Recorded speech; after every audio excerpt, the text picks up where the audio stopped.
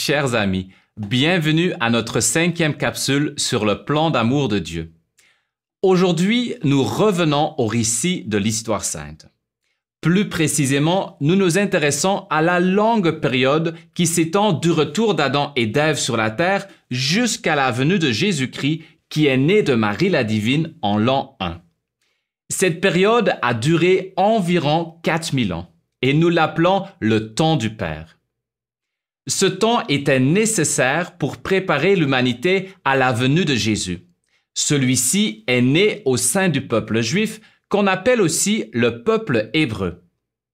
Les événements marquants du cheminement de ce peuple sont écrits dans la première partie de la Bible qui s'appelle l'Ancien Testament.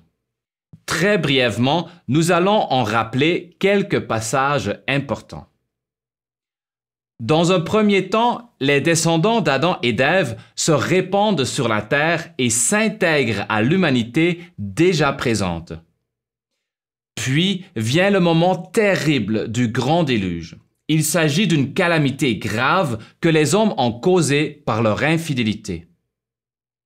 Dieu ordonne alors à Noé de construire une arche pour lui et sa famille, et il leur demande d'apporter un couple de toutes les sortes d'animaux.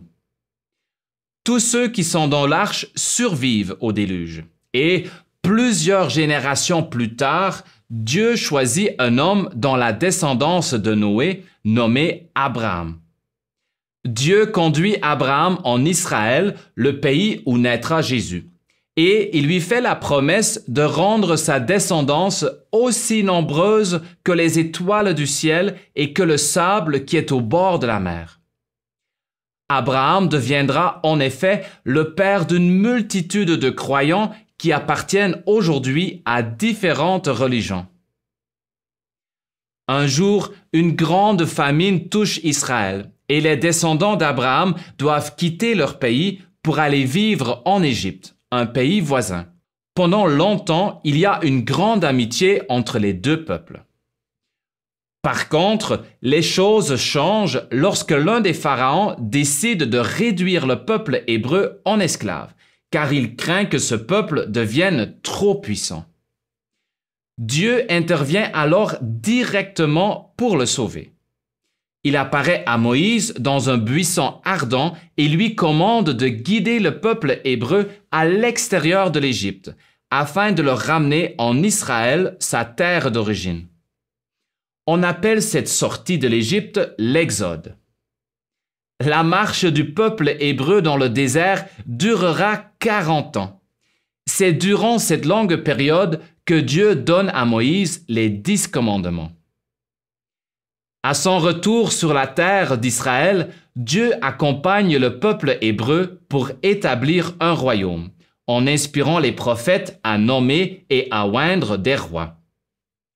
Un des grands rois qui a régné sur le royaume d'Israël est le roi David.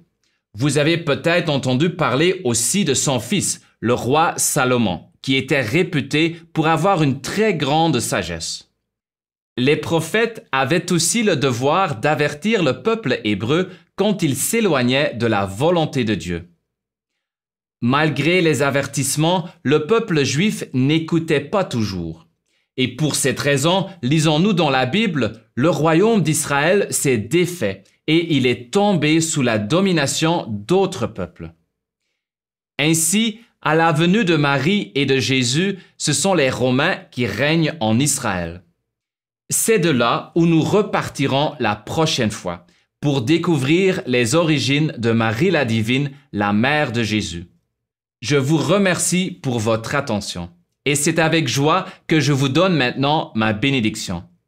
Que la divinité tout entière vous bénisse, vos familles ainsi que le monde entier, le Père et le Fils, la Mère et la Fille, dans l'unité de l'Esprit. Amen.